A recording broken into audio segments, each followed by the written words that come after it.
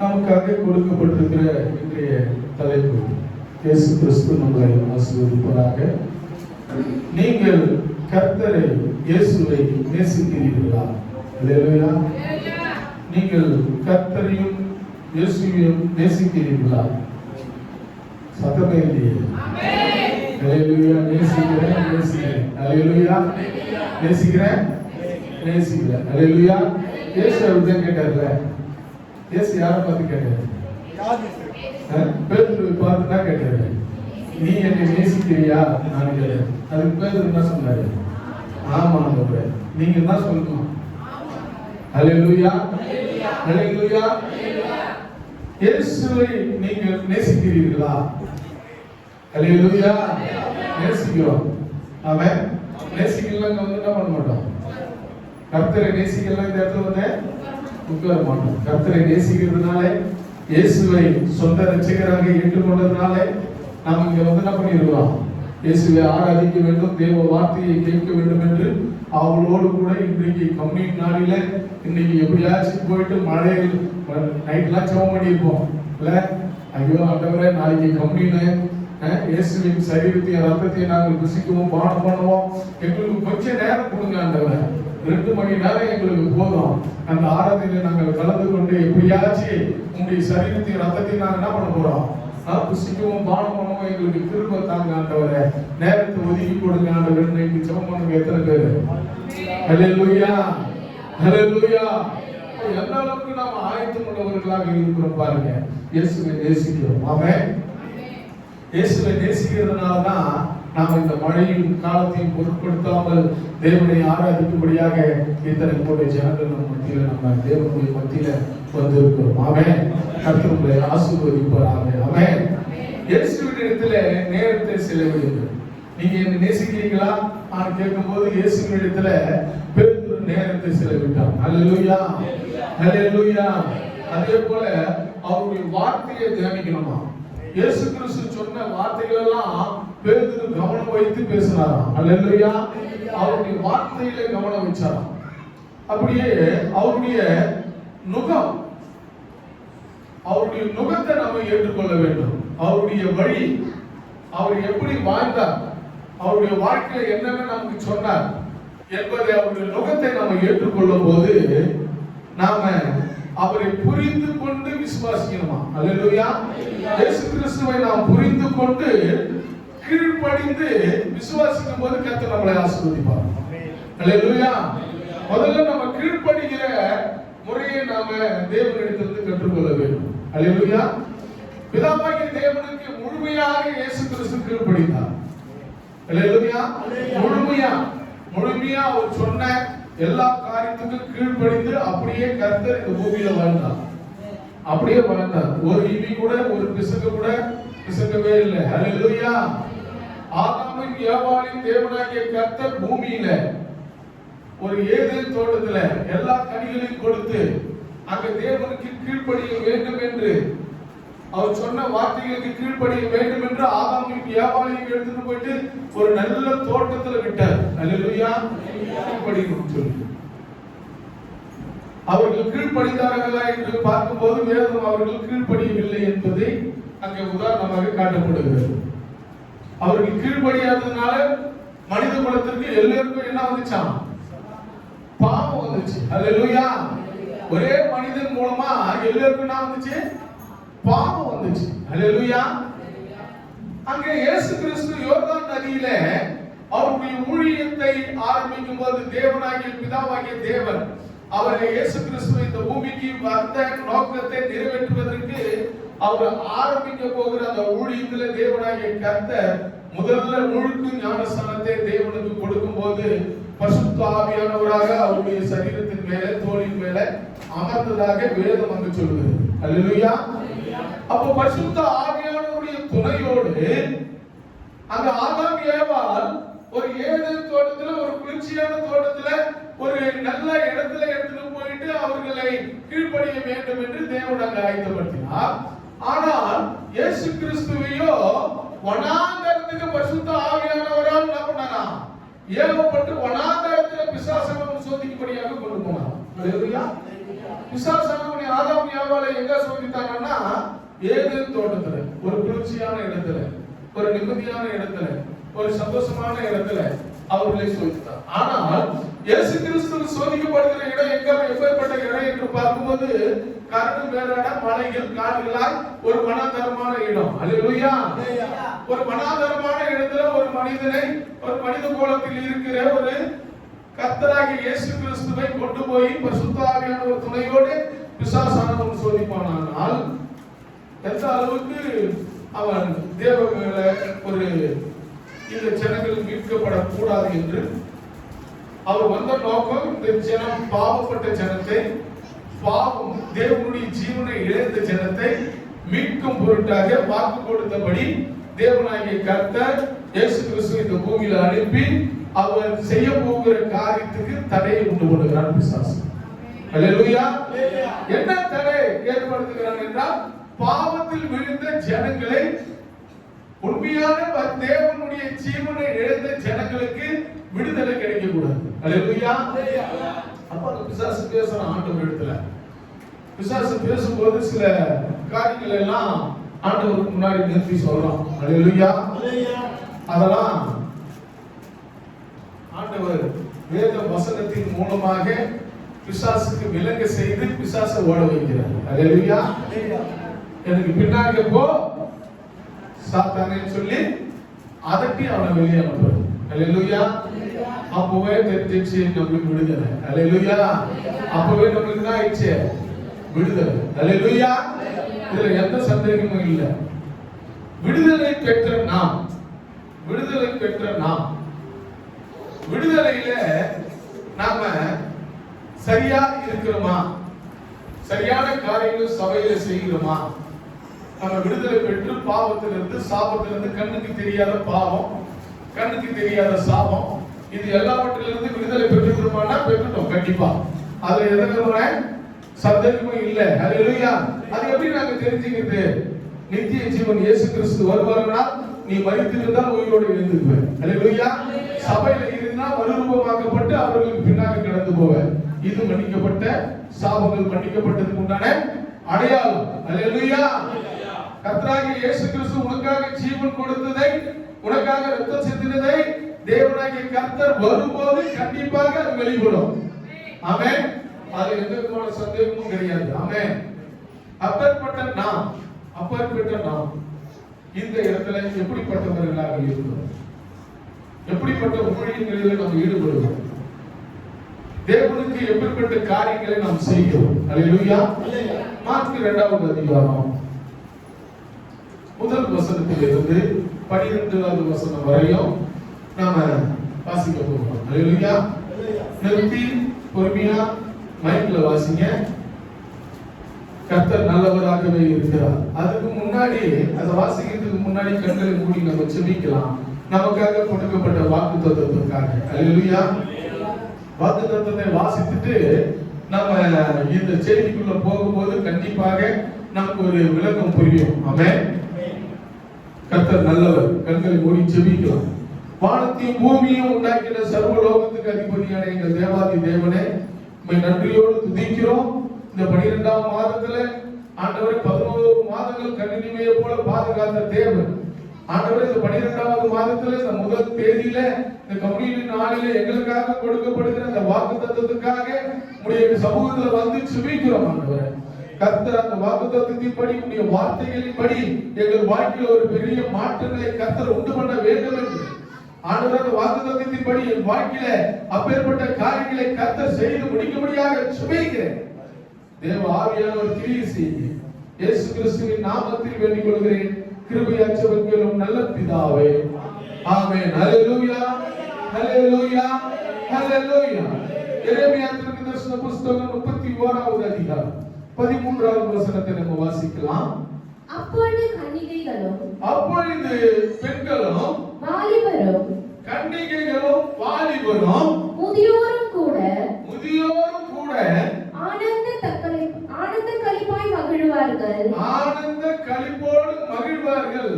நான் அவர்கள் துக்கத்தை சந்தோஷமாக மாற்றி அவர்கள் துக்கத்தை சந்தோஷமாக மாற்றி அவர்களை தேற்றி அவர்கள் சஞ்சலம் நீங்க அவர்களுடைய சஞ்சலங்கள் நீங்க அவர்களை சந்தோஷப்படுத்துவேன். அவர்களை நான் சந்தோஷப்படுத்துவேன். கரங்களை தட்டி கர்த்தரை கொண்டாடுவோம்.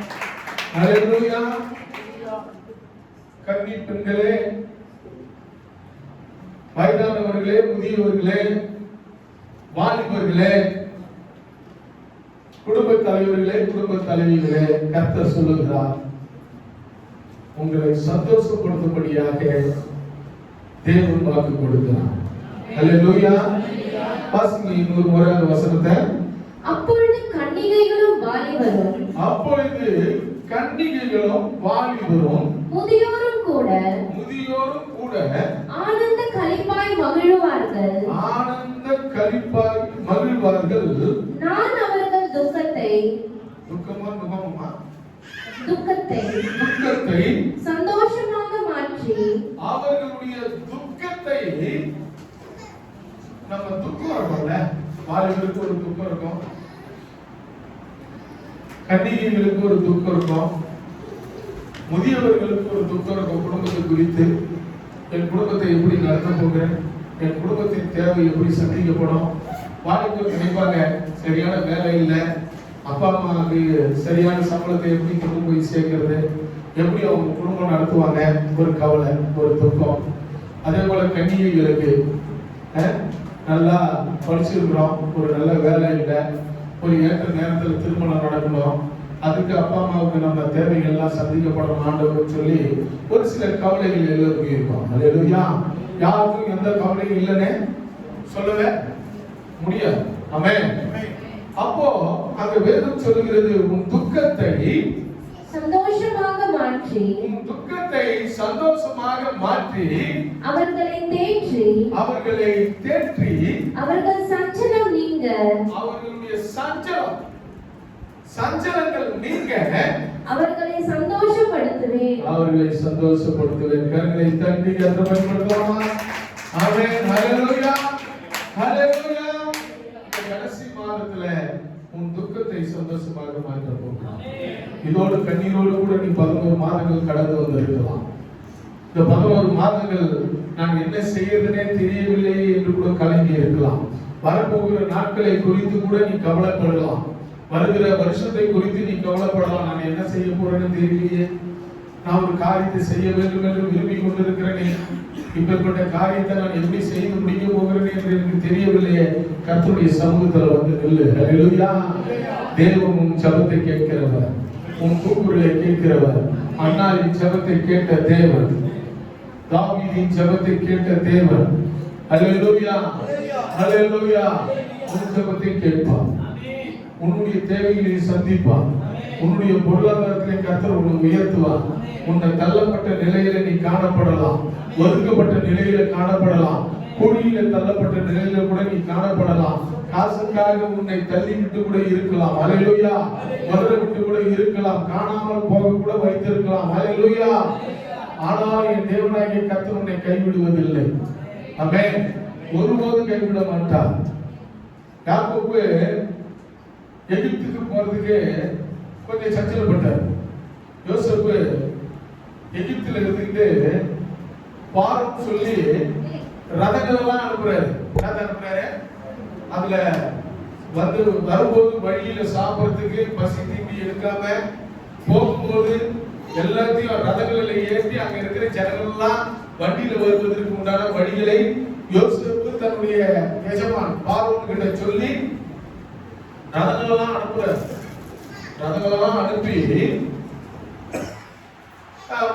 உங்க சொந்த பந்தங்களே, உங்களுடைய தகப்பனும் உறவின் முறையில் சகோதரர்கள் சகோதரிகள் எல்லாம் நீ கொண்டு வந்து எகிப்துல ஒரு நல்ல தேசத்துல எடுத்துட்டு போயிட்டு என்ன பண்ண, வாழ வைப்பா, அதுக்கு நான் உங்களுக்கு இடம் தரேன், அதை நான் சம்மதிக்கிறேன் நான் சொல்றேன். சொன்ன உடனே யாக்கோபுக்கு கொஞ்சம் எகிப்துக்கு போறதுக்கு வருத்தமா இருக்குது.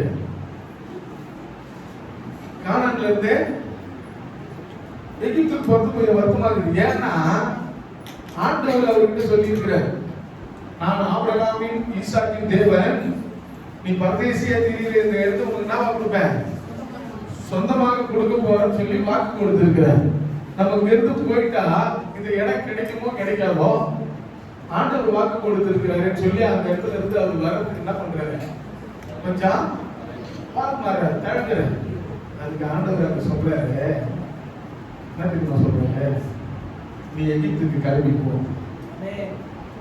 எகிப்துக்கு நீ கிளம்பி போ, நான் அங்க உன் கூடவே வருவேன். எங்க வருவேன்? எகிப்துக்கு நான் வருவேன். உன்னுடைய சந்ததிக்கு எகிப்திலிருந்து ஒரு பெரிய ஜனக்கூட்டமாக உன் சந்ததி அங்க மாறுவாங்க. அந்த பெரிய சேனைகளான கூட்டத்தை கொண்டு வந்து இந்த தேசத்தை நான் கொடுப்பேன். யாக்கோபு கிட்ட சொல்றார். அல்லேலூயா. நீங்கள் அதை வாசித்திருப்பீர்கள் என்றால், கவனம் வைத்திருப்பீர்கள் என்றால், அது மறுபடியும் நீங்கள் வாசித்து பாருங்கள். அவர் அந்த இடத்துல ஒரு பர்டிகுலரான ஒரு வார்த்தையை யாக்கோபு தழுவுகிறதை அந்த தேவன் கவனிக்கிறார். நம்ம தான் வாக்கு கொடுத்தோம், இந்த தேசத்தை கொடுப்போம்னு சொல்லி, அதனால இங்கேயே இருக்கலாம் என்று சொல்லி யாக்கோபுக்கு ஒரு எண்ணம் தோன்றுகிறது.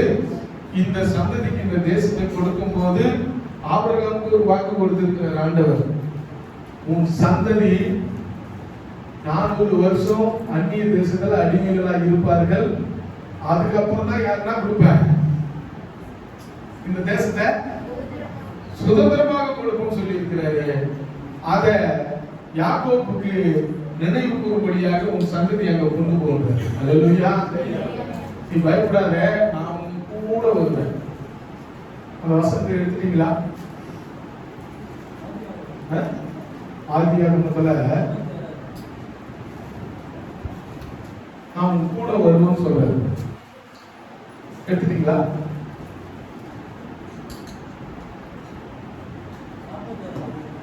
எடுத்துட்டுனா வாசி.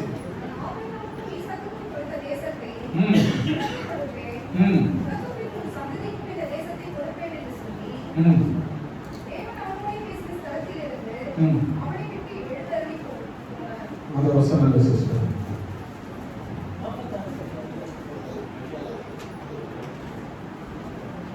நான் உன்னோடு கூட வருவேன், எகிப்துக்கு வருவேன், நான் உன்னை திரும்பவும் வர பண்ணுவேன், நான் உன்னை திரும்பவும் என்ன பண்ணுவேன், வர பண்ணுவேன். அல்லேலூயா. நீ எகிப்துக்கு போ. அல்லேலூயா. நீ பயப்படாத, என்ன பண்ண, போன்னு சொல்றாரு. அல்லேலூயா. நான் திரும்பவும் வர பண்ணுவேன். அன்று இரவிலே தேவன் இஸ்ரவேலுக்கு தரிசனமாகி யாக்கோபே யாக்கோபே யாக்கோபே என்று கூப்பிட்டார். அவன் இதோ அடியேன் என்றான். அப்பொழுது அவர், நான் தேவன், நான் உன் தகப்பனுடைய தேவன், நான் உன் தகப்பனுடைய தேவன், நீ எகிப்து தேசத்துக்கு போக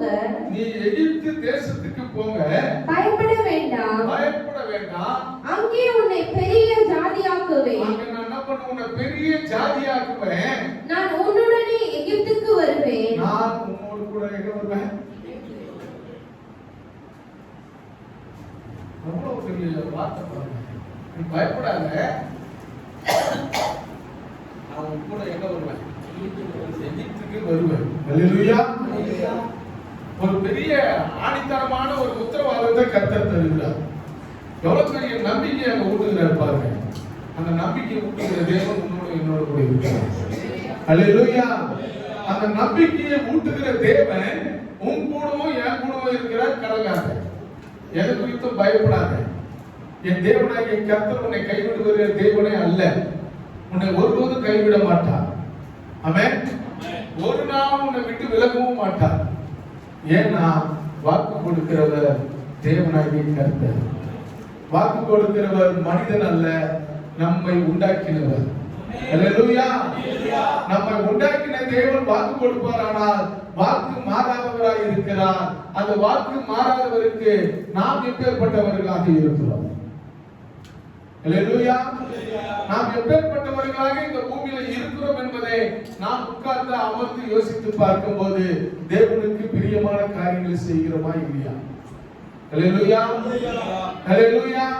அவங்களுக்கு போன இடத்துல அந்த கதையை விட்டுருங்க. அவங்க போனாங்க, இருந்தாங்க, ஆண்டவருடைய திட்டம் நிறைவேறுகிற வரை தேவன் அவங்க கூட தான் இருந்தாரு கண்டி அமைதியா இருந்தார். அல்லேலூயா. அவர் கூடவே இருந்தாரு. ஆனா என்னவா இருந்தாரு? எந்த காரியத்தையும் அவர்களுக்கு செய்யவில்லை. அவர்கள் அடிமைத்தனத்துக்கு உண்டான எல்லா விதமான வழியும் அதை உருவாக்குறாங்க. அவங்க அடிமைத்தனத்தில் இருந்து அவர்கள் தலை சாய்கிற நேரத்தில் கூப்பிடும் போது தேவனாகிய கர்த்தர் அவர்களுக்கு செவி கொடுத்தார். அல்லேலூயா. அதுவரை தேவன் பொறுமையா தான் இருப்பார். உங்களுக்கு கிடைக்க வேண்டிய தண்டனையாக இருந்தாலும் சரி, ஆசீர்வாதமா இருந்தாலும் சரி, நிறைவேறுகிறவரை கம்முன்னு இருப்பார். அல்லேலூயா. உன்னை குறித்து ஒரு திட்டம் வைத்திருப்பாருன்னா அந்த திட்டம் நிறைவேறுகிறவரை அமைதியா தான் இருப்பார். அல்லேலூயா. யோசுவை குறித்து பிசாசானவரிடத்துல ஒரு டீல் போட்டார். அந்த டீல் நிறைவேறுகிற வரை கர்த்தர் அமைதியாக இருந்தார். அல்லேலூயா. அதுக்கப்புறம் தான் கர்த்தர் யோபுவோடு பேசுறாரு. அதுவரையும் அவர் என்னவா இருந்தாரு? அமைதியா தான் இருந்தாரு. நீ என்ன செய்யற? நீ என்ன பண்ணுவ? உன் கஷ்டத்துல என்ன பண்ணுவ? உன் துக்கத்துல என்ன பண்ணுவ?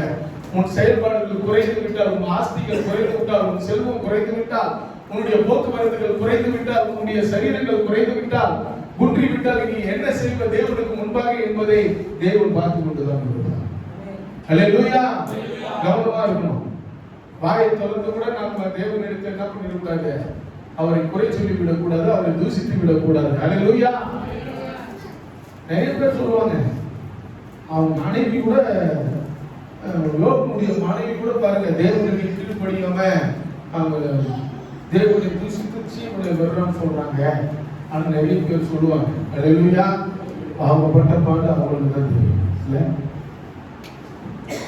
ஒரு மனிதனுக்கு விழுந்து எழுந்துக்க முடியாத ஒரு அழுகிற நிலையில கை காலெல்லாம் நாத்தாடித்து, சரீரம்லாம் நாத்தாடிச்சு ஒரு பணிவிடை அந்த அம்மா இறங்கி பணிவிட செய்து அவங்களுக்கு தினந்தோறும் கழுவி தொடச்சி மருந்து போட்டு சுத்தப்படுத்தி அவங்களை உட்கார வச்சு அவங்களுக்கு சாப்பாடு கொடுத்து எல்லா காரியத்தையும் தினந்தோறும் ஒரு மனைவி அந்த மனிதனுக்கு செய்யும் போது அந்த மனிதனுடைய மனநிலை எப்படி இருக்குன்னு யோசிப்பாரு. அல்லேலூயா. அந்த மனைவியினுடைய மனநிலை எப்படி இருக்குன்னு யோசித்து பாருங்க. அவங்களுக்கு எப்படிதான் இருக்கும்? எத்தனை நாளைக்கு அவங்க பாடு எடுக்கலாம்னு நினைக்கிறீங்க சகோதரிங்க? மனம் வேற யாரும் என்ன பண்ண முடியாது. கணவனுக்கு பாடு எடுக்க முடியுமா? மனைவி தான் பாடு எடுக்க முடியும். அந்த மனைவி எவ்வளவு நாளைக்கு பாடு எடுக்க முடியும்னு நினைக்கிறீங்க? எவ்வளவு கஷ்டங்களை அனுபவிக்க முடியும்னு நினைக்கிறீங்க? ஆனாலும் உங்க மனம் நோகாம அதனாலதான் அந்த அம்மாவுக்கு 2வது வாய்ப்புல குழந்தை பிறந்துச்சு. அல்லேலூயா. ஒன்னும் சாதாரணமா இல்ல. அவ்வளவு துக்கங்களை அவங்க அனுபவிச்சாங்க. அவ்வளவு அவமானங்களை அவங்க கடைபிடிச்சாங்க. அந்த அவமானத்திலையும் தன்னுடைய சரீரத்தில் பாதியா இருக்கிற தன் கணவனுக்கு பணிவிடையை தவறாமல் செய்தாங்க. அல்லேலூயா. அப்படி செய்த காலத்துல தான் அவருடைய ஜீவன் ரொம்ப குன்றி போகிற நேரத்துல தான் நீ இன்னும் உத்தமத்துல இருக்கிற ஆண்டவரை கேட்டினா ஜீவனையாவது பறிச்சுடுவாரு. நாங்களாவது கொஞ்சம் என்ன பண்ணலாம்? நம்பிக்கையாக இருக்கலாம். நீ இவ்வளவு வேதனை படுற, இவ்வளவு நீ படுற வேதனை என்னால என்ன பண்ண முடியல, தாங்க முடியல. அந்த அவங்களுடைய வேதனை அதுதான். தன் கணவன் படுகிற பாடையும் வேதனையும் அவங்களால என்ன பண்ண முடியல, ஏற்றுக்கொள்ள முடியல, தாங்க முடியல. ஏன்னா ராஜாதி ராஜாவை போல பார்த்த அந்த கண் தன் கணவனை சாதாரணமாக பார்க்கல. அந்த அம்மா ராஜாதி ராஜாவோ வீரனாக அநேக ஜனங்களுக்கு போஷிக்கிறவனாக அநேகர்களுக்கு வாரி வாரி கொடுத்த கரத்தை பார்த்த அந்த அம்மாவுடைய கண்கள் தன் கணவனை பார்க்கும் போது அவங்களுடைய எண்ணம் எப்படிப்பட்டதா இருக்குதுன்னா, ஐயோ என் கணவனை இப்படி என்னால பார்க்க முடியலையே, ஜீர்ணிச்சிக்க முடியலையே என்று சொல்லி கண் கலங்கி தேவனிடத்துல முறையிடுகிறது நம்ம பார்க்கிறோம். அல்லேலூயா. ஆண்டவரே யாருப்பா நீ படுற பாட என்னால என்ன பண்ண முடியல, என்னால பார்க்க முடியலப்பா, காண முடியலப்பா சொல்லி இப்பேற்பட்ட அந்த அதுக்காக தான் மனைவி எல்லாம் பாத்தீங்கன்னா தன் கணவன் மேல அவ்வளவு பாசமும் பண்பும் ஆசையும் வச்சிருக்கிறது அதுக்காக தான். அல்லேலூயா. யார் கைவிட்டாலும் அந்த அம்மா விட்டுட்டு போயிட மாட்டாங்க. எப்படியாச்சும் ஒரு பணிவிடி அவங்களுக்கு என்ன பண்ணிட்டு இருப்பாங்க, ஐயோ என் கணவர் அந்த அம்மா உடம்பு சரியில்லைன்னா கூட அவர் சாப்பிட்டாரா இல்லையான்னு விசாரிக்கிறது யார் தான்? மனைவி தான். அல்லேலூயா. அப்போ அப்பேற்பட்ட தேவன் நம்ம கூட இருக்கிறார். அவ்வளவு பெரிய சரீரம் கெட்டு போன நிலையில உயிர்த்து எழ வைத்த தேவன் நம் தேவன். எழுந்து போனது மீண்டும் கொடுக்கிற தேவன் நம் தேவன். அல்லேலூயா. நாம் எதையுமே அனுபவிக்காத, எதுவுமே செய்யாம அதை அனுபவித்துக் கொள்வதற்கு, அதை ஆண்டுக் கொள்வதற்கு உண்டான ஒரு இடத்தையே கர்த்தர் அந்த இஸ்ரவேல் மக்களுக்கு ஆயத்தப்படுத்த வராங்கன்னா சாதாரணமான ஆண்டவர் இல்லை நம்ம ஆண்டவர். அல்லேலூயா. சாதாரணமான ஆண்டவர் கிடையாது.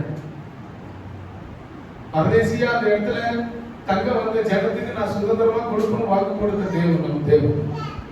அப்பேற்பட்ட தேவனுக்கு நாம் எப்படிப்பட்டவர்களாக வாழ வேண்டும் என்று இங்கே வேதம் நமக்கு சொல்லப்படுகிறது. வாசிக்க மார்க் 2வது அதிகாரம்.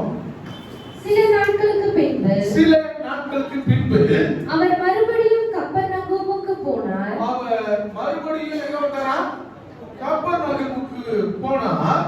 அவர் வீட்டில் இருக்கிறார் என்று. அவர் வீட்டில் இருக்கிறார். அவருடைய வீடு எங்க இருந்தப்போ? கப்பர்நகூம், நசரேத் என்ற ஊர்ல, அந்த பகுதியில கப்பர்நகூம் என்ற ஊர்ல அவருடைய வீடு இருக்கு. அல்லேலூயா. அந்த வீட்டுக்கு அப்ப இதுக்கு முன்னாடி அவர் வீட்டுல இல்லைன்னா இருந்தாரு. அவர் ஊழியத்துக்காக இந்த முதல் அதிகாரத்தில் நீங்க பாத்தீங்கன்னா அவர் ஞானஸ்தானம் எடுத்து வனாந்தரத்துல சோதிக்கப்பட்டு மலை பிரசங்கத்துல வந்து ஜனங்களுக்கு பிரசங்கித்து அநேக அற்புதங்களை அங்க செய்யறாரு. நேரடியா அந்த இடத்துல ஒரு அற்புதத்துக்காக அந்த வரலாங்க. அதை நீங்க கவனிச்சு பாத்தீங்கன்னா அங்க மலையில அற்புதங்களை செய்யறாரு. குஷ்டரோகிக்கு சுகம் தருகிறார். அல்லேலூயா. அநேக அற்புதங்களை செய்யறாரு. முதல்ல தேவாலயத்தில் போய் என்ன பண்றாரு? பிரசங்கம் பண்றாரு. தேவாலயத்தில் எப்படிப்பட்ட பிரசங்கம் பண்றாருன்னா அதிகார தோரணையோடு பிரசங்கம் பண்றாராம். அல்லேலூயா. அங்க இருக்கிற ஆசாரியர்கள் போல அவர்கள் பிரசங்கம் பண்ணல, வேத பார்க்கிறவர் போல அவர் பிரசங்கம் பண்ணல. எப்பேற்பட்ட பிரசங்கம் பண்றாரு என்று பார்க்கும்போது அதிகார தோரணையோடு அந்த வார்த்தையே அவர் சொந்தக்காரர் போல பேசுறாரு என்று அங்க வேதம் சொல்லுகிறது. அல்லேலூயா. அந்த வார்த்தையே நான் தான் அதிகாரி என்ற தோரணையோடு கூட அங்க பேசுகிறார். அதுதான் உண்மை. ஆமென். அந்த வார்த்தைக்கு யாரும் சொந்தக்காரர்? இயேசு கிறிஸ்து சொந்தக்காரர். ஆமென். அந்த வார்த்தை எப்படிப்பட்டதா இருந்தா? தேவனாய் இருந்தது. ஆமென். அப்போ அங்க கபர்நகூமுக்கு இயேசு கிறிஸ்து வருகிறார். வந்த இடத்துல இயேசு வந்திருக்கிறார்னு கேள்விப்பட்ட உடனே அங்க என்ன ஆயிடுச்சு? கூட்டம் அந்த வீட்டால கூடிடுச்சு. அல்லேலூயா. இப்ப சாதாரணமா ஒரு எம்எல்ஏவே வந்து நம்ம பகுதியில ஒரு வீட்டாண்ட வந்துட்டாங்கன்னு வச்சுக்கோங்க. நம்ம ஜனங்கள் என்ன பண்ணணும்? மனு கையில் எழுதிட்டு என்ன பண்ணுவாங்க? எம்எல்ஏ அந்த வீட்டுல அங்க வந்திருக்கிறாரு, அந்த வீட்டு வாசல்ல போயிட்டு ஜனங்க நின்னுடும். அல்லேலூயா. ஒரே கூட்டமா எங்க வீட்டுல இது இல்ல அது இல்ல, நாங்க இப்படி இருக்கிறோம் அப்படி இருக்கிறோம் நான் சொல்லி ஒரு பிரபலமான ஒரு ஊழியக்காரர் வந்துட்டாருன்னு வச்சுங்களேன். ஒரு பிரபலமான ஒரு ஊழியக்காரர் வந்துட்டாருன்னா அந்த இடத்துல என்ன ஆயிடும்? கூட்டம் கூடிட்டு அவர் செபிக்கிறாரா, ஜெபம் பண்ணாரு, எவ்வளவு பெரிய விஷயங்கள்லாம் இன்னைக்கு யூடியூப் எல்லாம் பார்த்து என்ன பண்றாங்க ஜனங்க தெரிஞ்சுக்கிறாங்க அந்த ஊழியக்காரரை பத்தி. அல்லேலூயா. அப்ப அந்த இடத்துல கூட்டம் கூடுகிறது. அப்ப இயேசு கிறிஸ்து கபர்நகூமுக்குள்ள கலிலேயாவுக்குள்ள இறங்கி அவர் ஊழியம் செய்த காலத்துல அநேக அற்புதங்களையும் அடையாளங்களையும் கர்த்தர் அங்க செய்திருக்கிறார். அங்க செய்ததை பார்த்து மீண்டும் கபர்நகூமுக்கு இயேசு வந்திருக்கிறார்னு கேள்விப்பட்ட உடனே அங்க இருக்கிற ஜனங்கள் எல்லாம் கூடிட்டாங்க. அல்லேலூயா. கூடிட்ட உடனே அங்க கீழே வாசிப்பார்.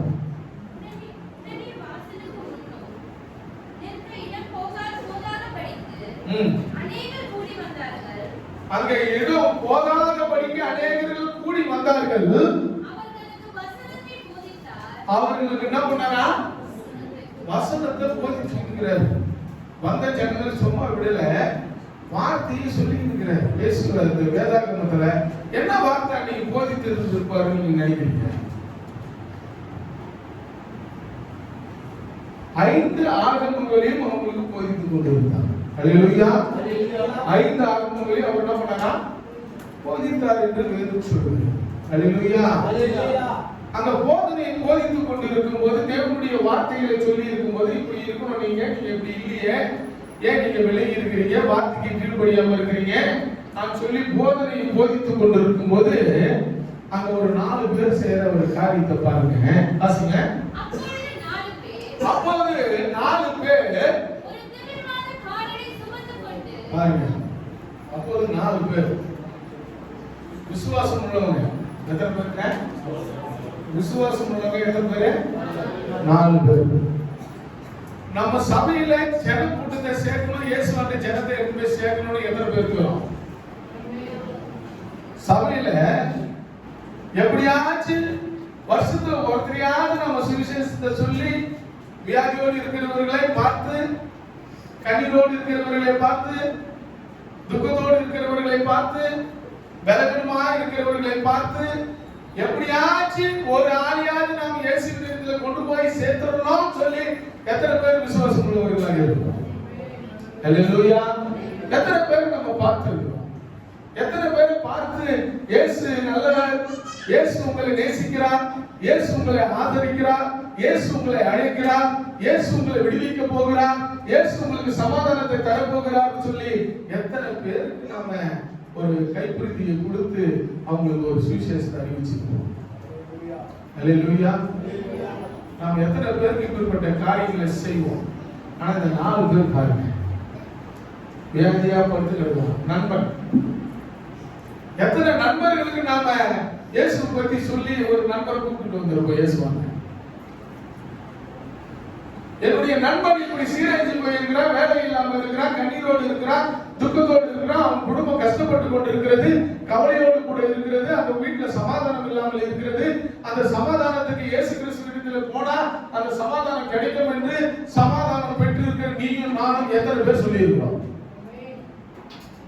நீயும் நானும் சமாதானத்தை பெற்றுக்கணும், பாவத்தை மன்னிப்பு பெற்றுக்கணும், சாபத்தை இயேசுவிடத்திலிருந்து நீக்க பெற்று நாம் சந்தோஷத்தோடு சமாதானத்தோடு வாழ்ந்து கொண்டிருக்கிற நீயும் நானும் சமாதானம் இல்லாத இருக்கிற மக்களுக்கு எத்தனை பேர் போயிட்டு நீங்கள் இயேசுவிடத்தில் வந்தால் உங்களுக்கு வியாதி நீங்கும், சமாதானம் நீங்கும், சமாதானத்தை கர்த்தர் உங்களுக்கு கொடுப்பார், வியாதியிலிருந்து கர்த்தர் உங்களை விடுவிப்பார், பாவ சாபத்திலிருந்து கர்த்தர் உங்களை விடுவிப்பார், உங்களுக்கு நித்திய ஜீவன் கிடைக்கும் என்று சொல்லி எத்தனை பேர் இந்த அநேக மக்களுக்கு சுவிசேஷத்தை அறிவிக்கிறோம்? ஹல்லேலூயா. அந்த 4 பேர் பாருங்க. நம்ம சபையில 4 பேர் இருக்கிறோம், எத்தனை பேர் இருக்கிறோம்? ஒரு ஆளுக்காவது ஒருத்தருக்கு மூலிய அந்த 4 பேர் 4 மூளை பிடிக்கிறாங்க. எத்தனை பேர்? 4 பேரு. வாசி, அந்த வசனத்தை வாசி. அப்பொழுது 4 பேர் அந்த திமிர்வாதக்காரனை, கை கால் விளங்காம இருக்கிறவனை, நடக்க முடியாம இருக்கிறவனை சுமந்து கொண்டு அவரிடத்துல வந்தார்கள். ஜன கூட்டத்தின் நிமித்தம் அவன் கிட்ட போக கூட முடியாத ஒரு சூழ்நிலை அங்க ஏற்பட்டு இருக்குதுங்க. கிட்ட போக முடியாது. யார்கிட்ட? இயேசு கிட்ட போக முடியாது. இயேசு கிட்ட போகிறதுக்கு பல தடைகள் ஏற்படுகிறது. உன் வாழ்க்கை சுகமாகிறதுக்கு, உன்னுடைய நண்பனுடைய வாழ்க்கை சுகமாகிறதுக்கு, உன் எதிர் வீட்டில் இருக்கிறவருடைய வாழ்க்கை சுகமாகிறதுக்கு, அவர்கள் நிம்மதியாக வாழ்வதற்கு, அவர் எழுந்து நடக்கிறதுக்கு, எல்லா காரியத்தையும் செய்வதற்கு இயேசு கிட்ட போகிறதுக்கு வழி தடையா இருக்கிறது. அந்த தடையை உடைக்கிறதுக்கு, அந்த தடையில் இருந்து அவர்களை விடுதலை கொடுக்கிறதுக்கு உண்டான பல நோக்கங்களையும் பல வழிகளையும் அவர்கள் தேர்ந்தெடுக்கிறார்கள். எப்படியாச்சும் என்னுடைய நண்பன், எப்படியாச்சும் என் எதிர் வீட்டுல இருக்கிறவங்க, எப்படியாச்சும் பக்கத்து வீட்டுல இருக்கிறவங்க, எப்படியாச்சும் என் சொந்தத்துல இருக்கிறவங்க இயேசுவை ஏற்றுக்கொள்ள வேண்டும், இதற்கு தடையா இருக்கிற இந்த தடையை உடைக்கணும்னு சொல்லி அவங்க 4 பேரு எப்படி எடுத்து போயிருப்பாங்கன்னு நினைக்கிறீங்க? அவங்க 4 பக்கம் 4 முனையும் முடிச்சு என்ன பண்ணிருப்பாங்க? ஓடி இருப்பாங்க. ஒரு மூளையை நம்ம பிடிக்க முடியுமா? ஒருத்தருடைய மூளை, ஒருத்தருடைய கஷ்டம், ஒருத்தருடைய இழப்பு, ஒருத்தருடைய எல்லாருடைய காரியத்திலும் நம்மளுடைய பங்கு இருக்கணும். யார் பங்குன்னா விசுவாசம் உள்ளவர்களுடைய பங்கு, விசுவாசிகளுடைய பங்கு. யாரு துக்கத்தோடு இருக்கிறாங்க, யாரு கண்ணீரோடு இருக்கிறாங்க, யாரு வருத்தத்தோடு இருக்கிறாங்க, யாரு பாரத்தோடு இருக்கிறாங்க, ஐயோ யார் எனக்கு உதவி செய்வாங்க, யாராவது எனக்கு ஆறுதலா பேச மாட்டாங்களா, யாராவது எனக்கு உதவி செய்ய மாட்டாங்களான்னு சொல்லி எத்தனையோ மக்கள் இந்த வெளியில ஆதரவற்ற நிலையில எத்தனையோ மக்கள் இருக்கிறார்கள். ஆமென். அந்த திமிர்வாதக்காரனை போல யாரும் தூக்க முடியாம, யாரும் எடுக்க முடியாம, எல்லாம் கைவிடப்பட்ட நிலையில, ஒதுக்கப்பட்ட நிலையில இருக்கிற அந்த மக்கள், விளிம்பு நிலையில இருக்கிற மக்களை பார்த்து நாம் எத்தனை பேர் கண்ணீரோடு கூட அவர்களுக்கு ஜெபிக்கிறவர்களாக இருக்கிறோம். கரங்களில நாம் கொடுக்கிறவர்களாக இருக்கிறோம். அல்லேலூயா. அப்பேற்பட்ட நிலையில இருந்து நாம் எப்போது வெளியே வரப்போகிறோம்? எப்போது அந்த நிலைமைக்கு நாம் வரப்போகிறோம்? உதவி கரங்களை நீட்ட எப்படியாவது இயேசுவின் இடத்துல இந்த ஆத்மாவை கொண்டு போய் சேர்க்க வேண்டும் என்று பாரத்தோடு கூட நாம் எத்தனை பேர் இந்த பூமியில இந்த சபையில இருக்கிறோம்? அல்லேலூயா. பாரத்தோடு கூட அந்த 4 பேர் போல நம்ம எத்தனை பேர் இந்த சபையில் இருக்கிறோம்? எப்படியாச்சும் நாம விழிப்பு நிலையில இருக்கிறவர்கள், கைவிடப்பட்ட நிலையில இருக்கிறவர்களுக்கு நாம் இயேசு கிறிஸ்துவை சொல்லி எப்படியாச்சும் அவர்களை ஒரு நித்திய ஜீவன், பாவத்திலிருந்து விடுதலை பெறுவதற்குண்டான வழியை நம்ம செய்யலாம். நான் சொல்லி எத்தனை பேர் முடிவு எடுத்திருக்கிறோம் இதுவரையும்? 2024 அல்லேலூயா. வருகிற வருஷத்துல 2025வது வருஷத்துல நான் எப்படியாச்சும் ஒரு ஆத்மாவையாவது நான் போய் பார்த்து சுவிசேஷத்தை அறிவித்து சபைக்குள்ள கொண்டு வருவேன் என்று எத்தனை பேர் தீர்மானம் செய்யறோம்? அல்லேலூயா. அந்த 4 பேர் போல, என்ன போல இயேசு கிறிஸ்துவின் நான் பெற்ற இன்பத்தை வழியிலே வழிபோக்கா இருக்கிறவர்கள், விழிப்பு நிலையில இருக்கிற மக்களை பார்த்து நான் சொல்லி அவர்களை இயேசு கிறிஸ்துவுக்குள்ள அந்த சபைக்குள்ள இயேசுவிற்கு கொண்டு போய் சேர்ப்பேன் என்று எத்தனை பேர் நம்ம முடிவு எடுக்கிறவர்களாக இருக்கிறோம்? அல்லேலூயா. வாசிங்க அந்த வசனத்தை. ஜனக்கூட்டத்தின் நிமித்தம் சமீபமாய் சேரக்கூடாமல் அவர்கள் இருந்த மேற்கூரையை என்ன பண்ணாங்களா? வேற வீட்டாண்ட போறதுக்கு அவங்க என்ன பண்ணிருப்பாங்க? இல்ல என்ன பண்ணிருப்பாங்க? வழி இல்ல, பக்கத்து வீட்டு மேல போயிட்டு என்ன பண்ணிருப்பாங்க? பக்கத்து வீட்டு வழியா போய் இன்னொரு பக்கத்து வீட்டு வழியா போய் அந்த பக்கமா வந்து வீட்டு மேல ஏறி இயேசு எங்க நின்று உபதேசம் பண்றாரா? எங்க நின்று பண்றாரா? வாசலிலே உபதேசம் பண்றாரு. அல்லேலூயா. மேற்கூரையா அவங்க என்ன பண்றாங்க? நல்லா வாசிங்க அந்த வசனத்தை வாசிங்க. அவர் இருந்த வீட்டின் மேற்கூரையை திறந்து திறப்பாக்கி திமிர்வாத சாரன் கிடக்கிற படுக்கையை இறக்கினார்கள். இயேசு அவர்கள் விசுவாசத்தை கண்டு இயேசு அப்போ மேற்கூரையை பிரிக்கும் போது அவர் அப்ப எங்க இருக்கிறாரு? அப்ப வீட்டுக்கு அந்த வரண்டால என்ன பண்ணிருக்கிறாரு? வாசல்ல நின்னுக்கிறாரா, உள்ள இருக்கிறாரா? மேற்கூரை அங்கே சலசலன்னு பிரிக்கும் போது இப்போ நம்ம வீட்டுல உட்காந்துக்கிறேன்னு, இப்போ நம்ம வீடு மேத்த வீடு வச்சுக்கோங்களா, ஒரு சின்னதா அவருக்கு எழுதி அங்கன்னா நம்மளோட அம்மா சின்ன நம்ம என்ன பண்ணுவோம்?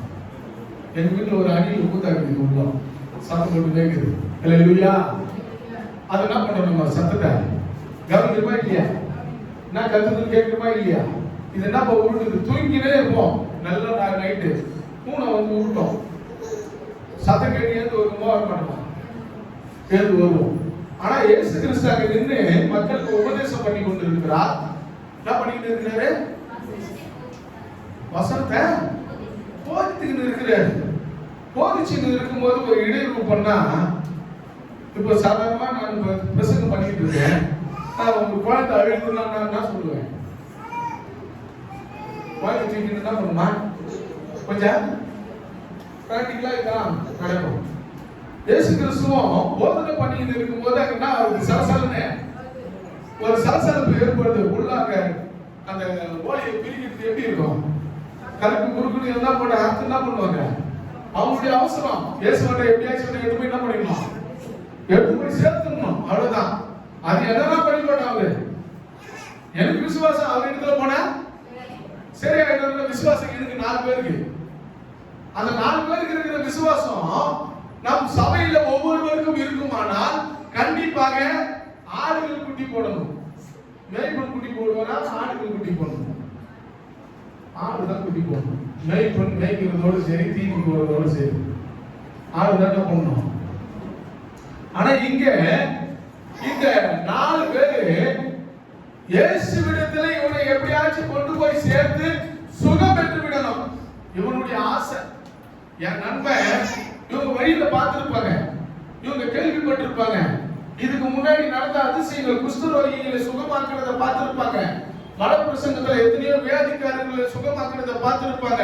பேதுருவின் மாமி படுத்த படுக்கையா இருக்கிற அந்த மாமி, அந்த பேதுரு மாமியை தொட்டு சுகமாக்கி ஜுரம் சுகமாக்குது, அதை கவனிச்சிருப்பாங்க. இயேசு கிறிஸ்து பேதுருடைய மாமியின் வீட்டுல போகும்போது அவங்க மாமி சுகம் இல்லாம இருக்கிறது, ஜுரமா இருக்கிறத பாக்குறதுக்கு வரும்போது இயேசு அவங்களை தொட்டு சுகமாக்குறாரு. முதல் வசனத்துல நீங்க பாத்தீங்கன்னா, முதல் அதிகாரத்துல பாத்தீங்கன்னா அந்த விஷயம் தெரியும். வேணாம் அது பாத்தீங்கன்னா, அப்போ அங்க சுகமானதை இந்த 4 பேர்ல ஒருவன் என்ன பண்ணிருப்பான்? பார்த்திருக்க மாட்டாங்க. அங்க அதிசயம் நடக்குதுப்பா. அவங்களுக்கு வியாதி சுகமாக்கி இருக்கிறாருப்பா இயேசு. படுத்த படுக்கையா இருந்தாங்க. இவ்வளவு நாளா இவங்க ஒதுக்கப்பட்ட நிலையில இருந்தாம அந்த குஷ்டரோகி ஊர்லயே சேர்க்கலப்பா. யூதர்கள் முறைப்படி குஷ்டரோகியா இருக்கிறவங்க பாளையத்துக்கு வெளியே இருக்கணும். பாளையத்துல தான் இருக்கணும். வீட்டுக்குள்ள ஊருக்குள்ள என்ன பண்ணக்கூடாது, இருக்கக்கூடாது. ஆண்டவரை பார்த்து, இயேசுவை பார்த்து, எனக்கு சித்தம் உண்டு, உனக்கு சித்தமானால் என்னை சுத்தமாகு என்று சொல்லி இயேசுவை கேட்டு சொன்ன பெற்றுனாப்பா. வந்து சொன்னாப்பா, நாங்க கேட்டோம்பா. மோசே கட்டளையிட்டபடி அவன் வந்து வரி கட்டி இருக்கிறாப்பா, காணிக்கை கொடுத்திருக்கிறாப்பா. அல்லேலூயா சொல்லியிருக்கிறார். அப்ப இதெல்லாம் கேள்விப்பட்ட அவன், ஏன் படுத்தபடியா இருக்கிறேன்னு நம்ம நண்பனை எடுத்து போய் இயேசு பண்ண விட்டா கண்டிப்பா இயேசு சுகம் தருவார்ன்ற ஒரு நம்பிக்கை இந்த 4 பேருக்குமே வந்துச்சுங்க. இந்த 4 பேருக்குமே ஏற்பட்ட நம்பிக்கை நம் சபையில் இருக்கிறவர்களுக்கு ஏற்படணும். ஒரு விழிப்பை கர்த்தர் கொடுக்கணும். ஒரு எழுப்புதலை கர்த்தர் இந்த சபையிலிருந்து உண்டு பண்ணணும். அல்லேலூயா.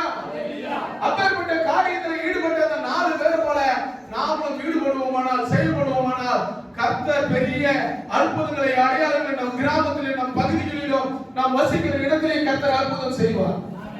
அல்லேலூயா. அந்த 4 பேர் எப்படிப்பட்டவர்களாக இருந்தாங்கன்னா, அவங்க தைரியமானவங்களா இருந்தாங்க. எப்படிப்பட்டவங்களா இருந்தாங்க? ஐயோ அவர் போகிறாச்சு, அவர்கிட்ட போக கூடாதுன்னு சொல்லி அவங்க பயமா இல்லை. எப்படி இருந்தாங்க? தைரியம் உள்ளவர்களாக இருந்தாங்க.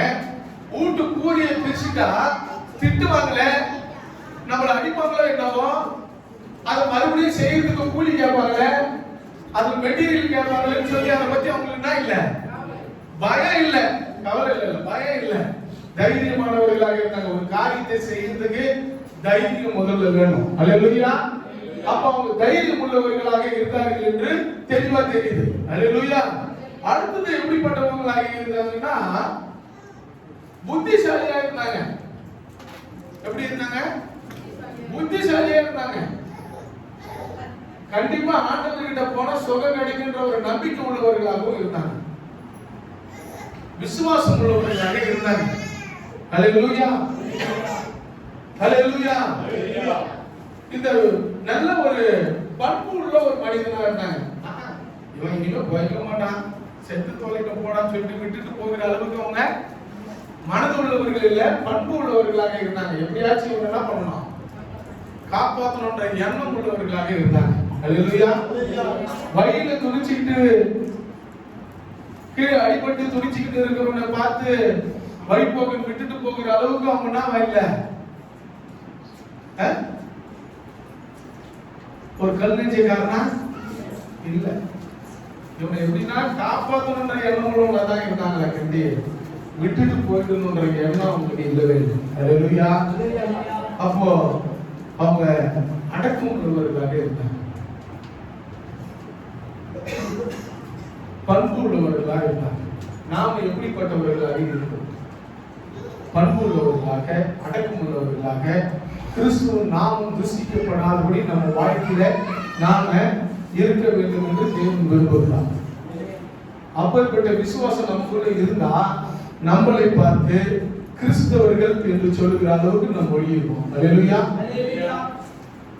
அப்ப அந்த 4 பேரு ஒரு மரித்த நிலையில, சாகுபோகிற நிலையில, கைவிடப்பட்ட நிலையில, ஒதுக்கப்பட்ட நிலையில, என்னை யாரும் தூக்கி அவனுக்கு எந்த பணிகளையும் செய்ய முடியாத ஒரு சூழ்நிலையில இருக்கிற அந்த ஒரு மனிதனை இந்த 4 பேரு இயேசுவின் இடத்துல எப்படியாச்சும் கொண்டு போய் சேர்க்கணும். அந்த மனநிலையில அவங்க தயாராகிட்டாங்க. அல்லேலூயா. ஒருவன் பார்த்து சொல்லியிருப்பான், நண்பா இல்ல நம்ம சொல்லுவோம்ல, மச்சான் இன்னைக்கு நம்ம ஒரு சொல்ல மாட்டோம், இன்னைக்கு போயிடலாம்ப்பா, இன்னைக்கு அங்க வந்துடலாம்ப்பா, கூட்டம் முடியும். சொல்றது அத்தை மாமா மச்சான் நான் சொல்லுவான், இங்க வந்துருக்கு அங்க வந்துருக்குன்னு சொல்லுவோமா சொல்ல மாட்டோமா? அது போல இவங்க கலந்து பேசி இவனை நீங்க எப்படியாச்சும் இயேசுக்கு என்ன பண்ணுவான், சேர்த்தணும். அல்லேலூயா. எப்பேற்பட்ட தடையா இருந்தாலும் சரி, அவங்க எங்க கொண்டு போயிட்டாங்கன்னா வீட்டு உச்சியில கொண்டு போயிட்டு வீட்டை பிரிச்சுட்டு கொம்பெல்லாம் ஒதுக்கிட்டு அவனை கட்டி கட்டி எங்க ஆயிட்டாங்க, உள்ள ஏறிட்டாங்க. இயேசு பாக்குறாரு, ஆனா அந்த சலசலன்னு அவரே சத்தமா இருக்குது. இவர் போதனையும் பண்ணிட்டு இருக்கிறாரு, அந்த சத்தத்தையும் கவனிச்சுட்டு இருக்கிறாரு. அல்லேலூயா. சாதாரணமானவர் இல்ல, அண்டா சலசலத்தையும் உண்டாக்கினவர். எல்லா பக்கமும் அவருடைய கண் இருக்குது. அல்லேலூயா. அவருடைய செவிகள் எல்லா பூமியில இருக்கிற எல்லா சபைகளிலும் நாம் பேசுகிற வார்த்தைகளை கவனிக்கிறவராக இருக்கிறார். அல்லேலூயா. சாதாரணமானவர் இல்ல, அவருடைய செவி எங்க கேட்குது, எங்க போதிச்சு இருக்கிறாரு, மக்களுக்கு போதிச்சு கொண்டிருக்கிறார். ஒரு இடத்துல இருந்து இறங்கி வருகிற அந்த சத்தத்தை கவனிச்சு கொண்டிருக்கிறார். அல்லேலூயா. அவர் சத்தம் போடல, கோபிச்சுக்கல, அவங்களுக்கு தண்டனை கொடுக்கல. எப்படி அவங்கள்ட்ட பிசி எடுத்துட்டு வந்துடலாம், நான் வீட்டை உங்களுக்கு இது பண்ணிட்டேன்னு சொல்லிட்டு அவருக்கு உங்களுக்கு என்ன பண்ணல, சத்தம் கூட போடல. வாசிக்கலாம் அந்த வசனத்தை. திமிர்வாதக்காரனை நோக்கி, மகனே உன் பாவங்கள் உனக்கு மன்னிக்கப்பட்டது என்று என்றார். இல்ல, அது முன் வசனத்தை வசனம். அதுதான் ரொம்ப முக்கியம். யார் விசுவாசத்தை? அந்த நான் அவரு ஏன் என் கூறிய பிரிச்சுட்டு கேட்டாரா? ஒரு நாள் என்ன பண்ணல, என் வீட்டு நாசம் பண்ணிட்டேன், மழை வந்துச்சுன்னா நான் என்னடா பண்றது? எங்க அண்ணன் தம்பி என்ன பண்ணுவாங்க, வீட்டை பிரிச்சு ஒரே ஒரு ஆள் அவங்க வந்துக்கிறாரு. ஒரு நாள் வெளியே சுத்திங்க இருக்கு, வெளியே போய் சுத்திங்க இருக்கு, எல்லா ஊழியெல்லாம் செய்துட்டு இவரு அப்பதான் வீட்டுக்குள்ள வராரு. வீட்டுக்குள்ள வந்த உடனே வீட்டை பிரிச்சு வந்துட்டு இறங்கினாங்க 4 பேரு. அந்த கூட இருக்கிற அண்ணன் தம்பிங்க என்ன சொல்லுவாங்க நீங்க நினைக்கிறீங்க? அவங்க அம்மா இருந்திருப்பாங்கல்ல, என்ன சொல்லியிருப்பாங்க? ஒரு சின்ன வார்த்தை கூட அந்த விசுவாசத்தை பார்த்தாங்க கண்டி அவங்க செய்த அந்த வீடு பிரிக்கிறத அங்க இறங்கிறத அவங்க கவனிக்கல. அவங்க விசுவாசம் இயேசுவினிடத்துல வந்தா அங்க சுகம் கிடைக்கும், இவனுக்கு ஒரு விடுதலை கிடைக்கும், இவனுக்கு ஒரு நித்திய ஜீவன் கிடைக்கும், தேவ ராஜ்யத்தில் இடம் கிடைக்கும் என்ற நம்பிக்கையோடு கூட அந்த 4 பேர் இயேசுவினிடத்தில் கொண்டு வந்த அந்த மனிதனை பார்த்து சொல்லுகிறார், இவர்களுடைய விசுவாசம் பெரிய வாசிமா. விசுவாசத்தை கண்டு அந்த விசுவாசத்தை பார்த்து திமிர்வாதக்காரனை பார்த்து ஆண்டவர் சொல்றாரு, மகனே உன் பாவங்கள் மன்னிக்கப்பட்டது. கரங்களை தட்டி கருத்து வைப்படலாமா? ஹல்லேலூயா. முதல்ல நமக்கு மன்னிப்பு கிடைக்கிறது எதுனா பாவம். ஒரு மனுஷனால ஏற்பட்ட அந்த பாவம், ஆதாம் ஏவாளால ஏற்பட்ட அந்த பாவத்தை மன்னிக்கிறதுக்கு அதிகாரம் உள்ள ஒரே ஒரு மனிதன் இயேசு கிறிஸ்துவை தவிர வேற யாருக்கு அதிகாரம் இல்லை. ஹல்லேலூயா. அதை நன்றாக உணர்ந்த இயேசு கிறிஸ்து பாவத்தை மன்னிச்சா மட்டும்தான் இவன் என்ன பண்ணுவான், எழுந்திருப்பான்னு அவருக்கு தெரியும். ஹல்லேலூயா. ஆனா அங்க இருந்த ஜனங்களுக்கு என்ன தோணுதுன்னா, இவன் மனிதனா இருக்கிறான், இவன் எப்படி பாவத்தை மன்னிக்கலாம், இவனுக்கு யார் அந்த அதிகாரத்தை கொடுத்தது? அங்க கேட்கிறான் ஒரு கேள்வியை பாருங்க. ஆனா இயேசு கிறிஸ்து அங்க கேள்வி கேட்கிறார், எழுந்து நடன்னு சொல்றது கரெக்டா பெருசா, பாவத்தை மன்னிக்கிறது பெருசா? ஹல்லேலூயா. நாம எப்படிப்பட்ட நிலையில இருந்தாலும் பாவத்தை மன்னித்து நமக்கு விடுதலை தருகிற தேவன் நம் தேவன் இயேசு. ஹல்லேலூயா. கொஞ்சம் கூட நீ சந்தேகப்பட வேண்டாம். ஒரு நாளும் கர்த்தர் உன்னை கைவிட மாட்டார், ஒரு நாளும் உன்னை விட்டு விலகி போகவே மாட்டார். ஹல்லேலூயா. நீ இது மாதிரி காரியத்தை செய்துட்டு நான் உன்னை பார்க்க மாட்டேன், வெளியே போன ஆண்டவர் துரத்தவே மாட்டார். ஹல்லேலூயா. நீ யார் அனுமதியும் இல்லாமல் நீ எப்படி இந்த வீட்டை பிரிச்சு வந்து நிக்க வைக்கலாம், நீ வெளியே போ, ஒழுங்கத்துக்கு வெளியே போன்னு சொல்லிட்டு ஆண்டவர் ஒரு நாளும் சொல்லவே இல்லை, மறுக்கவே இல்லை. ஹல்லேலூயா. நீ எந்த நிலைமையில வந்தாலும் எந்த பக்கம் வழியில வந்தாலும் உன் விசுவாசத்தை பார்த்து உன் நம்பிக்கையை பார்த்து அதுக்கு பதில் தந்து உனக்கு விடுதலையை கொடுத்து உன்னை இந்த பூமியில 4 பேர் நடக்கிறது போல கர்த்தர் உன்னை நடக்க வைப்பார். ஹல்லேலூயா. அதுதான் ஒரு வேலை. இந்த பூமியை உண்டாக்கினதே நீ சுகமா இருக்கணும் என்பதற்காக தான், நீ சந்தோஷமா வாழ வேண்டும் என்பதற்காக தான் என் தேவனாகிய கர்த்தர் இந்த உலகத்தை உண்டாக்கி ஆதாம் ஏவாள் மூலமாய் நம் ஒரு கூட்ட ஜனம் பக்தி உள்ள ஜனமாக இருக்க வேண்டும் என்று தேவன் விரும்பினார். அதை சத்துரு பிசாசு உள்ள நுழைஞ்சு பாவத்திற்குள்ளாக மனிதனை மாற்றினார். ஹல்லேலூயா. அந்த பாவத்தில் இருந்து தான் சாபத்தில் இருந்து தான் விடுதலை கிடைக்க வேண்டும் என்று இயேசு கிறிஸ்து இந்த பூமியில மனிதனாக அவதாரம் எடுத்து வந்து 3 வருஷம் ஊழியம் செய்து தன் ஜீவனை கொடுத்து சிலுவையில் தொங்கப்பட்டு சிலுவையில் அடிக்கப்பட்டு தன் ரத்தத்தை சிந்தி கர்த்தர் உன்னை மீட்டெடுத்திருக்கிறார். ஹல்லேலூயா. சும்மா இல்ல, நீங்க நான் மீட்டெடுத்து இந்த சபையில வந்து உட்கார்ந்து சாதாரணமான விஷயம் இல்ல. அவர் சொந்த ரத்தத்தினால ஒரு சொந்த கிரியையினால விலை கொடுத்து உன்னை மீட்டெடுத்திருக்கிறார். ஹல்லேலூயா. என் தேவனாகிய கர்த்தர் அப்பேற்பட்ட தேவனுக்கு நாம் எப்பேற்பட்டவர்களாக வாழ்கிறோம்.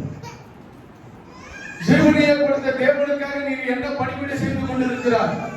இந்த சபையில் நீ என்ன பணிவிடை செய்து கொண்டிருக்கிறாய்? ஒரு மூலையாவது நம்ம தொடுகிறோமா? 4 மூலையை தொட்டு ஐயா சொன்னார், நம்ம எல்லாம் கம்முனே உட்காந்துக்கிறோம், இன்னும் எதுவுமே தொடக்கல, எதுவுமே செய்யல. நம்ம எந்த மூலையை தொட போறோம்?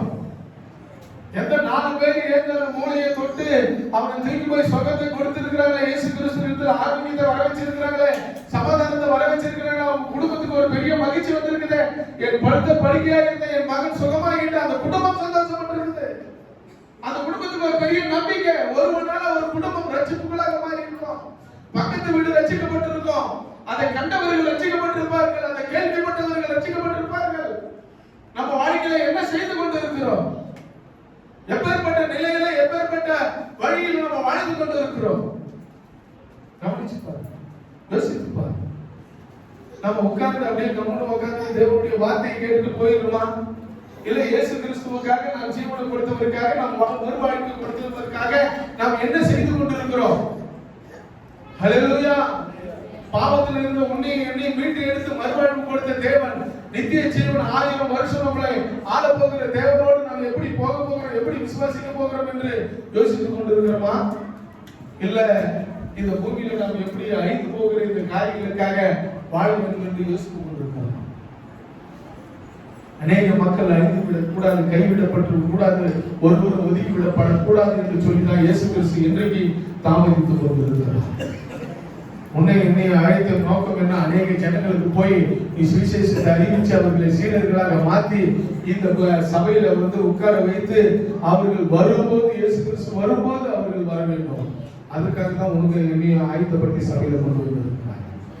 அல்லேலூயா. அருமை தேவ பிள்ளைகளே, நீ சந்தோஷமா இருக்கணும். கனியே, வாலிபரே, முதியோரே, உன் துக்கத்தை சந்தோஷமா மாற்றுகிற தேவன்,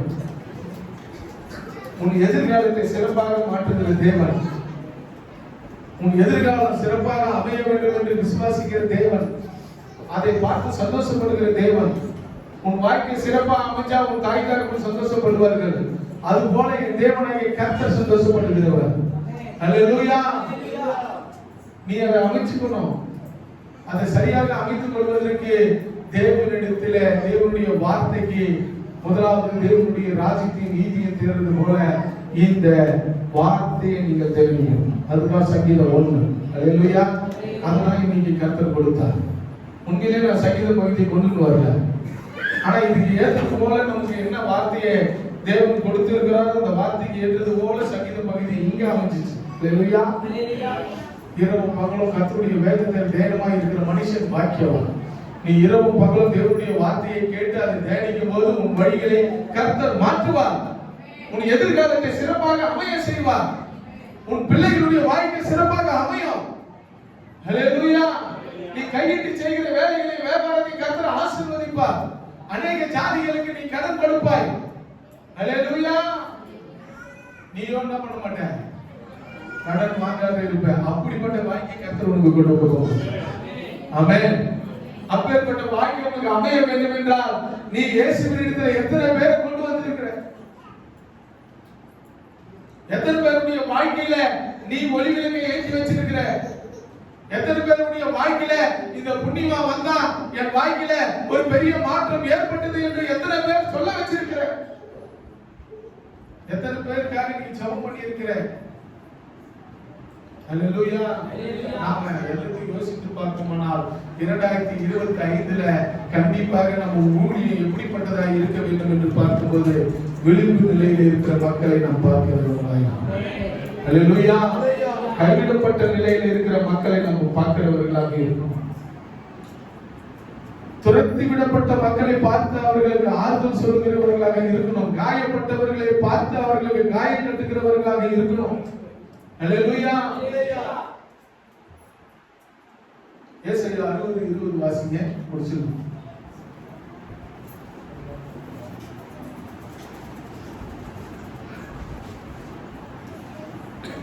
உன் சூரியன் இனி அஸ்தமிப்பதில்லை, உன் சூரியன் இனி அஸ்தமிப்பதில்லை, உன் சந்திரன் மறைவதும் இல்லை, கர்த்தரே உனக்கு நித்திய வெளிச்சமாக இருப்பார். உன் துக்க நாட்கள் முடிந்து போச்சு. கரங்களை தட்டிக்கிறத பயன்படுத்தலாமா? இந்த 12வது மாதத்துல கர்த்தராகிய இயேசு கிறிஸ்து உன் துக்க நாட்கள் முடிந்து போகும்படியா பண்ண போகிறார். நீ படுத்த படுக்கையில் இருந்த நிலைமையை கர்த்தர் மாற்ற போகிறார். கைவிடப்பட்ட நிலையில் இருந்த நிலைமையை கர்த்தர் மாற்ற போகிறார். உன் துக்க நாட்கள் முடிந்து போக போகிறது. நீ கண்ணீரோடு விதைக்கிற விதை கம்பீரித்து அறுத்து தலைமையில சுமந்து கொண்டு வரப்போகிறாய். உன்னுடைய எல்லா கண்ணீரையும் கர்த்தர் கண்டு உன் துக்க நாட்கள் முடிய செய்ய என் தேவன் இந்த 12வது மாதத்துல உன் துக்கம் முடிய போகிறது என்று வாக்கு கொடுக்கிறார். படுத்த படுக்கையில 4 பேர் தூக்கி போற நிலையில 4 பேர் உதவி செய்கிற நிலையில உன் குடும்பம் அமைந்திருக்குமானால் நீ அநேக ஜாதிகளுக்கு உதவி செய்கிறது போல கர்த்தர் உன் குடும்பத்தை மாற்ற போகிறார். அல்லேலூயா. 4 பேர் உதவி உங்களுக்கு தேவைப்படுகிறது என்றால் கண்டிப்பாக இன்னும் 4 பேருக்கு நீ உதவி செய்கிற கரங்களை கர்த்தர் வைத்து போகிறார். அல்லேலூயா. மறந்து விடாத, ஏறி வந்த பாதையை நாம் மறந்து விடாத, இயேசு கிறிஸ்துவை நினைவில் வைத்து கர்த்தர் நம்மளை இந்த நிலைமைக்கு கொண்டு வந்து வைத்திருக்கிறார்.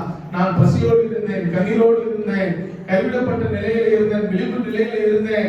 என் துக்க நாட்களை கர்த்தர் மாற்றி சந்தோஷமான வாழ்க்கையை இன்றைக்கு கர்த்தர் எனக்கு கொடுத்திருக்கிறார் என்ற நிலைமையை நீ அறிந்து புரிந்து நீ தேவனுக்கு முன்மாதிரியாக நீ வாழ்வாயானால் கண்டிப்பாக கர்த்தர் உன் துக்க நாட்களை முடிந்து போக பண்ணுவார். அல்லேலூயா. நாம் வாழ்ந்து வந்த பாதையை, கடந்து வந்த பாதைகளை நம்ம திரும்பி பார்ப்போமானால் கண்ணீரோடு நீ விதைக்கிறதை கம்பீரோடு அறுக்க செய்வார். அல்லேலூயா. அல்லேலூயா. என்னுடைய வாழ்க்கையில இன்றைக்கும் நான் திரும்பி பார்த்து கொண்டிருக்கிறேன். என் வாழ்க்கை எப்படிப்பட்டதாக இருந்தது, என் பின்னாடி என் வாழ்க்கை எப்படிப்பட்டதாக இருந்தது, என் நிலைமை எப்படிப்பட்ட நிலைமையில இருந்தது. நான் கைவிடப்பட்ட நிலையில் இருந்த காலங்கள் நிறைய. அல்லேலூயா. படுத்த படுக்கையில இருந்த காலங்கள் வேற நிறைய இருந்தது. ஆனால் இந்த தேவனாகிய கர்த்தர் இன்றைக்கு ஒரு ஊழியக்காரனாக இங்கே கொண்டு வந்து போதிக்கிற இந்த போதனையில இந்த ஜனங்கள் கேட்டு மனம் திரும்பி மனம் மாறி இவர்கள் கண்ணீரோடு விதைக்கிறதை கம்பீரத்தோடு அறுக்கக்கூடிய வல்லமையை கர்த்தர் உங்களுக்கு கொடுக்க போகிறார். அல்லேலூயா. அதுவும் தேவ பிள்ளைகள் கண்ணீரோடு நீங்கள் தேவனிடத்தில் வந்து நில்லுங்க, உங்கள் குறைகளை சொல்லுங்க. இந்த 4 பேரை போல நாம் எதையாகிலும் செய்ய வேண்டும் இயேசுவுக்காக. 4 பேரை போல நாம் எதையாகிலும் இயேசுவுக்காக, இயேசு பிரியப்படுகிற அளவுக்கு இயேசுவினிடத்தில் வந்து அநேக ஜனங்கள் வந்து சுகமடைகிற அளவுக்கு உன்னை நீ பயன்படுத்திக் கொள். உன் வாழ்க்கையை கர்த்தர் உயர்த்துவார். அல்லேலூயா. அல்லேலூயா. அன்பான சீடர்களாக நாம் இருப்போம். தேவனுக்கு அன்பான பிள்ளைகளாக இருப்போம். கர்த்தர் நம்ம வாழ்க்கையில பெரிய மாற்றங்களை கர்த்தர் கொண்டு வருவார். நாம் எல்லோரும் இருக்கிறோம். அல்லேலூயா. ஆமென். திரும்ப